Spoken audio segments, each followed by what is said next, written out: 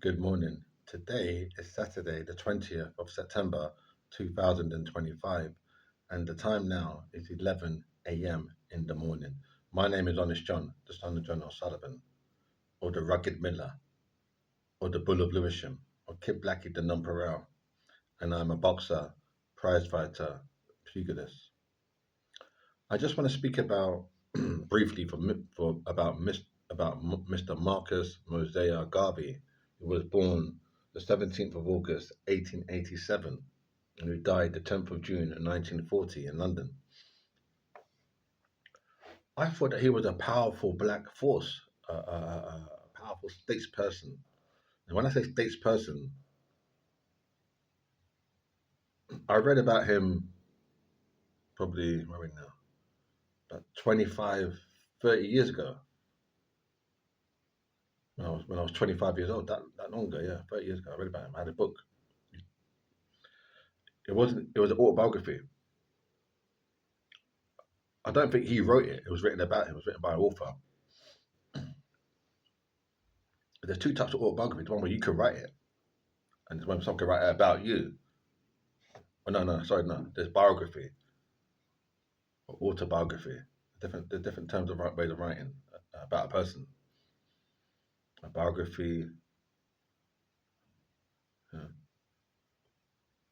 Anyway, autobiography, different things. So anyway, but whatever it was, if I got it wrong, I apologize. Sorry. What I'm saying now is, Mr. Marcus Mosiah Garvey, I think Almighty God Jehovah really loved him. I'll say that. Almighty God Jehovah, because God is love. God is love. So God loved him.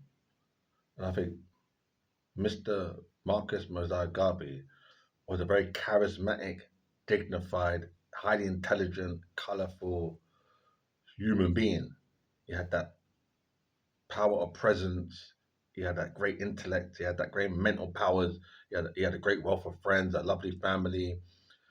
He knew his roots. He had part of his tribal or people or whatever. Everything was accomplished. So I think Jehovah loved him because I think in life, let's find the word. Thinking now in life, well, not in life, but I just think people generally, I'm just holding, I'm just trying to find the words. When you're when you're um when you're from a good background, well to do, when you're like no, when you're really successful, people tend to think that God is with you. Now they don't. We don't all tend to think that, but people tend to think that there's a minority. Maybe let's say 5% think that. Okay, you're a millionaire.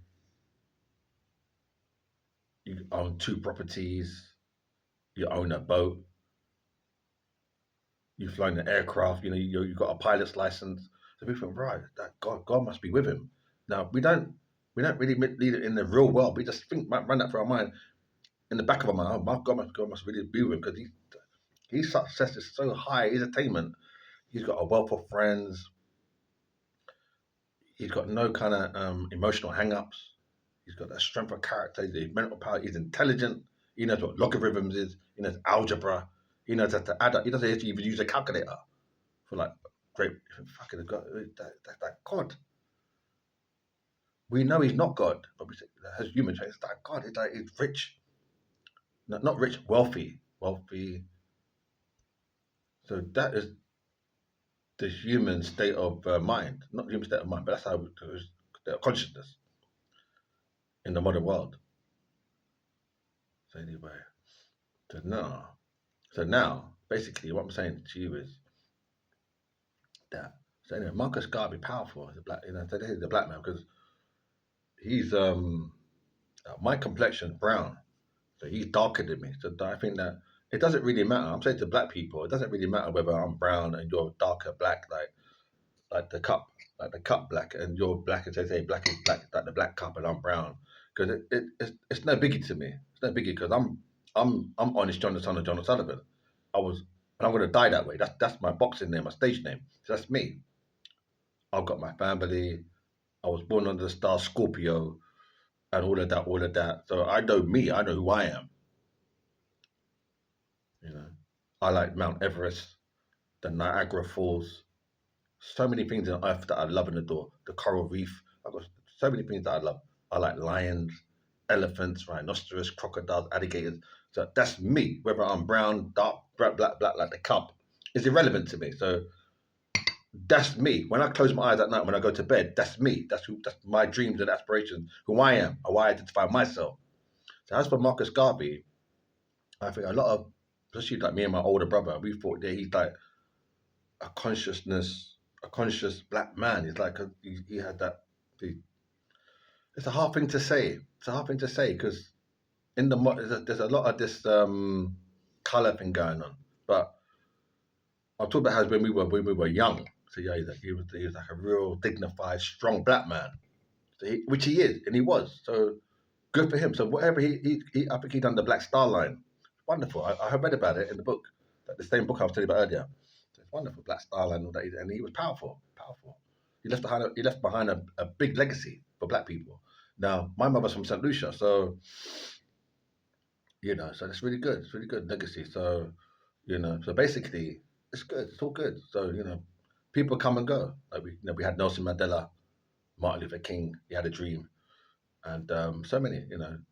Al Sharpton, Jesse Jackson, the Honourable Minister Louis Farrakhan, so many people, Muhammad Ali, Joe Louis, Joe Gans, Jack Johnson, Sam McVeigh, Sam Langford. Basically, what I'm trying to say to you is that basically,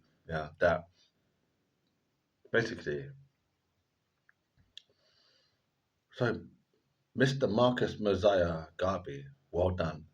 Accomplished human being. So we thank him. So thank you from the bottom of our hearts for Mr. Marcus Mosiah Garvey.